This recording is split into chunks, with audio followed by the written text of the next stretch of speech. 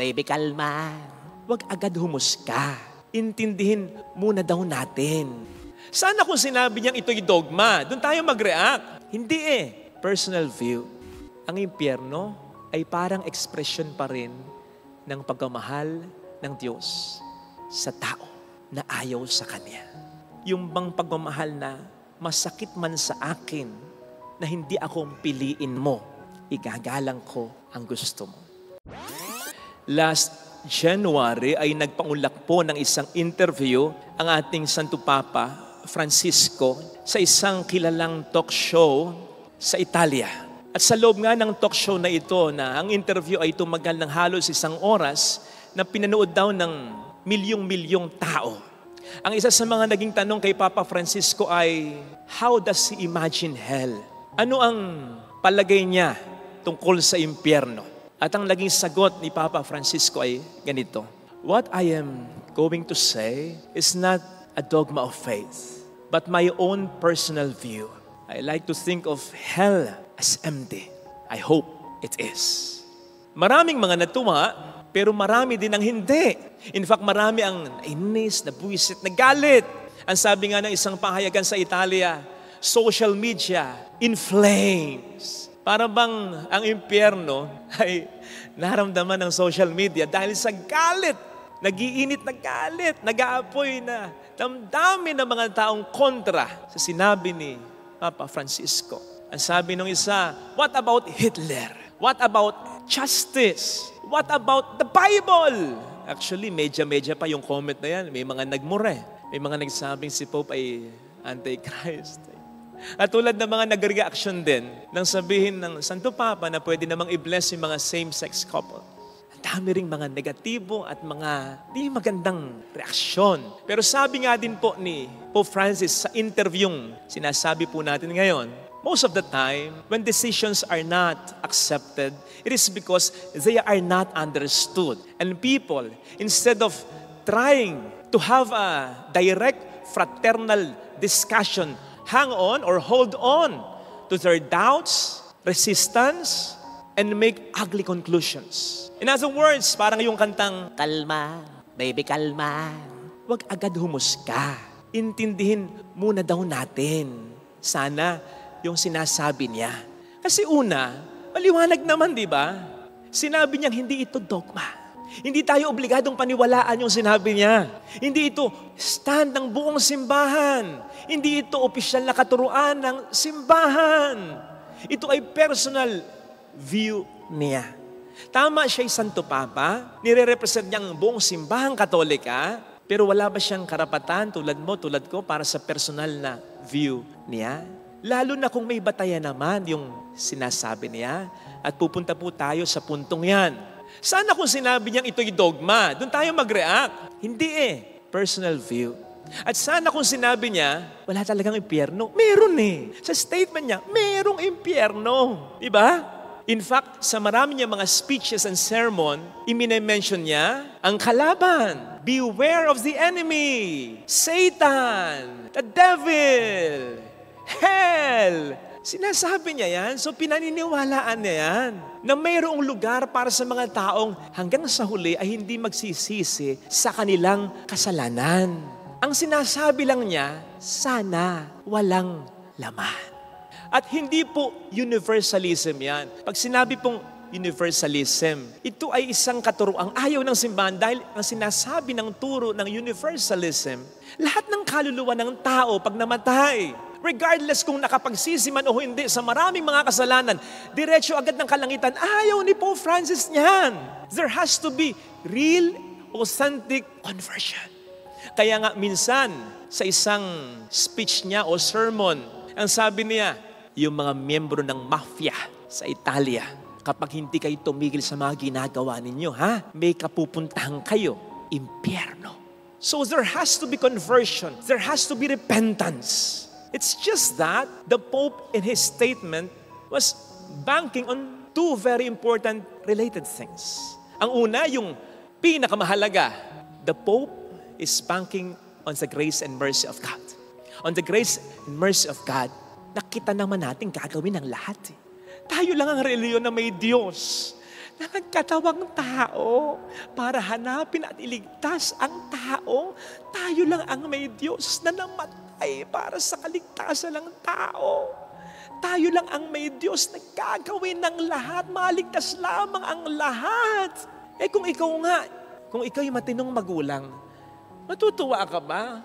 Kung meron kang anak na pasaway kahit ginagawa mo na ang lahat, malulungkot ka. At hanggat makakaya mo, gagawin mo ang lahat para maiayos ang buhay niya. Luke 11 verse 11, ang Diyos pa kaya? Anong sabi ni San Pablo? Nung nakaraang linggo, pinagnilaya natin ito. Kung ang Diyos ay panig sa atin, sinong laban sa atin? O ano ang hindi natin kakayanin? Ang sabi pa niya, kung naipagkaloob ng Diyos ang kanyang kaisa-isa, pinakamamahal, bugtong na anak, ano ang hindi niyang ibibigay para sa kabutihan nating lahat? Diba? Can we not, like the Pope, also bank on that? Di ba natin pwedeng paniwalaan yun at panghawakan? Sapagkat kung magkakatotoo man na dahil sa grasya at biyaya ng Diyos na walang kaluluwa sa impyerno, lahat naman tayo makikinabang dyan, pati ikaw na nang huhusga, akala mo kung sino ka. Ano gusto mo, ikaw lang nasa langit? Please be reminded na kung tayo mapunta ng langit, hindi dahil sa tayo mabuti, kundi dahil pa rin sa awa, kabutihan at grasya ng Diyos. So I don't see anything wrong with the Pope banking on the grace and mercy of God. Dahil may batayan yan eh. Ezekiel 33:11, sabi ng Diyos, sabihin mo sa mga tao, hindi ako nasisiyahan na may mapahamak o mamatay na makasalanan. Gusto kong siya'y bigyan ng pagkakataon para magbagong buhay. Ang sabi pa sa 2 Peter, ang sabi ng ating Panginoon, tumutupad siya sa kanyang pangako. Tumutupad siya sa sinabi niya nung una pa. Ayaw niyang may mapahamak. Gusto niyang maligtas ang lahat. Kaya gusto niyang ang tao ay magbagong buhay. Kaya't yung sinabi ng Santo Papa, may batayan sa banal na kasulatan, may batayan sa turo ng simbahan, at lalong may batayan sa kalikasan ng Diyos na gagawin ng lahat upang magkamit tayo ng kaligtasan. Mali ba yan? Hindi mali yan. In connection with that, our Pope is also banking on the willingness of man to avail the grace and mercy of God. Yung willingness ng tao maligtas. Kaya nga yung, ang sabi ng Pope, I hope it is empty. Una nakabatay, sabi nga natin sa grace and mercy of God. Pero nakabatay din ito sa paniniwala ng Pope sa tao na buksan ang kanyang buhay sa pagmamahal at awa ng Diyos. Na para bang sinasabi niya sa statement na yan, sana naman, gaano man kalaki ang ating mga kasalanan, i-avail natin ang grasya, pagpapatawad at awa ng Diyos. Para pare-pareho tayong hindi mapunta ng impyerno, bagkus ay mapunta sa kalangitan kasama ni Kristo. Huwag nating sayangin ang ginawang pagkakatawang tao ni Kristo at ang kamatayan at muling pagkabuhay ni Kristo. Yun ang sinasabi dyan ng Santo Papa. Kaya again, hindi ito basta I hope lang, wishy-wishy lang. May batayan. Una, ang grasya, pagmamahal at awa ng Diyos. Pangalawa, ang pagiging bukas sana ng tao sa grasya na yan, pagmamahal at awa ng Diyos. Sapagkat sabi nga po ng isang batikang theologian na si C.S. Lewis, the gates of hell are locked from the inside. Ang tarangkahan ng impyerno ay nakakandado mula sa loob. So, alisin daw natin yung pag-iisip natin na ang Diyos ang naglalagay ng tao sa impyerno tapos kinakandado ang tao sa impyerno. Hindi ganun ang Diyos. Hindi ang Diyos ang naglalagay ng tao sa impyerno, kundi ang tao na hindi pinakikinggan ang Diyos, buong buhay niya hanggang sa mamatay niya, ang siyang nagdadala ng kanyang sarili sa impyerno. Kaya't ang impyerno ay para sa dyablo at para sa mga kampon niya. Ang ibig sabihin ay gustong gumaya, pumailalim sa kapangyarihan ng dyablo at gayahin ng dyablo na ayawan ang Diyos sa buhay nito. The gates of hell are locked from the inside. Kasi ang mga taong napupunta ng impyerno kung mayroon man, sabi ni C.S. Lewis sa ganyang pahayag, ay yung buong buhay nila Ayaw nilang makasama ang Diyos.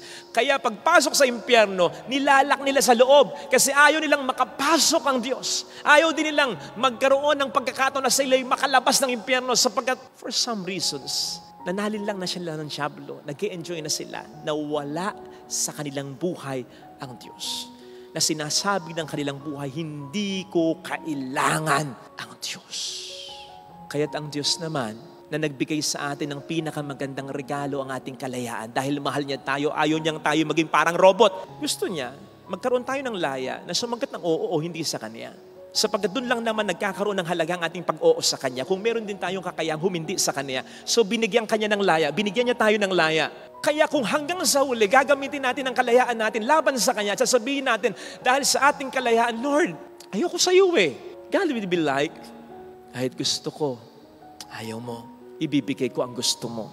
That is why, ang impyerno ay parang expression pa rin ng pagmamahal ng Diyos sa tao na ayaw sa Kanya. Yung bang pagmamahal na masakit man sa akin na hindi akong piliin mo, igagalang ko ang gusto mo. Yun ang impyerno. At ang mararamdaman ng tao sa impyerno, yung akala niyang hindi niya kailangan ng Diyos, pero hindi pala talaga niya kailangan, kundi kailangan. Pero huli na ang lahat kasi ikininandado na niya ang kanyang sarili sa impyerno. Yun ang magiging pagsisisi ng mga pasasailalim sa kapangyarihan ng dyablo at gagayahin ng dyablo na tanggihan ng Diyos buong buhay nito. Tingnan po ninyo ang dyablo. Siya yung unang tumalikod sa Diyos. Siya yung unang nagsabing, ayoko sa iyo. Siya yung unang nagkandado ng kanyang sarili sa impyerno. Masaya ba sa desisyon niya? Kung masaya siya, ba't nanggugulo pa siya? Kung masaya siya, gusto naman niya siya ang hari ng buhay niya, di ba? O yan eh, nasa impyerno ka na, ikaw yung hari. Ba't pupunta ka pa dito sa mundo at nanggugulo pa? Bakit you've been trying to battle against God? Alam mo naman, 2,000 years ago, hindi ka nanalo. Ba't paulit-ulit mong kinakalaban ng Diyos? Ha, dyablo? Alam naman niyang hindi siya mananalo. Ba't patuloy na nanggugulo? Ayaw niyang manahimik na lang sa impyerno. Kasi hindi natatahimik ang mga dyablo at ang mga kaluluwa sa impyerno. Dahil hindi man nila aminin dahil sa yabang nila. Alam nila sa puso nila, kailangan ko ang Diyos. Kaya sana, huwag tayong palinlang sa dyablo, ha? Naghahanap lang siya ng damay. Huwag tayong pabudol sa Kanya. Huwag na huwag nating sasayangin ang pagmamahal ng Diyos. Sapagkat pag nagkataon, yun ang ating pagsisisihan. Sinayang ko ang pagmamahal ng Diyos. Kung paanong pwede mong pagsisihan ang pagluloko mo sa asawa mo na mahal ka. Kung paanong po pwede mong pagsisihan ang pagmamahal ng mga magulang mong sinayang mo dahil laging pasaway ka. Hanggang sa mamatay, hindi mo nagantihan ang kabutihan at pagmamahal ng mga ito sa iyo. Kung paanong ganun ang magiging pagsisisi mo sa kapatid mong tinalikuran mo, hindi ka lang napagbigyan minsan ito, bagamat ang dami na niyang naitulong sa iyo. Darating ang pagkakataon na aaminin mo sa sarili mo, sinayang ko ang pagmamahal ng taong ito. Ito sana ang hilingin nating biyaya na huwag nating maranasan sapagkat yun ang impyerno. Pagsisisi sa huli na wala nang magagawa dahil huli na ang lahat.